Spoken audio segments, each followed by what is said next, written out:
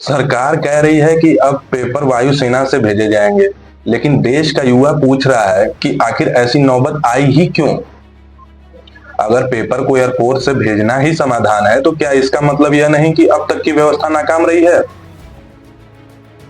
सवाल पेपर किसी गाड़ी, किसी ट्रेन या किसी विमान से गया इसका नहीं है।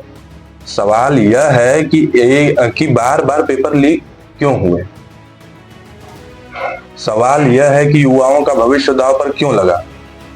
सवाल यह है कि दोषियों को सजा क्यों नहीं मिली। आज ऐसा लग रहा है कि समस्या का समाधान कम और अपनी नाकामी छुपाने का कोशिश ज्यादा हो रही है।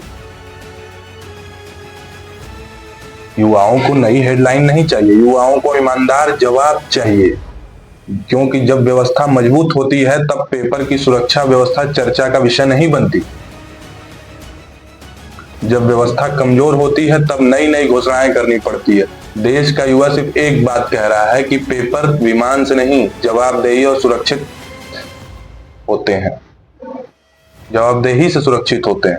अगर युवा सेना से पेपर भेजना पड़ रहा है, अगर वायु सेना से पेपर भेजना पड़ रहा है, तो सवाल पेपर का नहीं, पूरी व्यवस्था का है।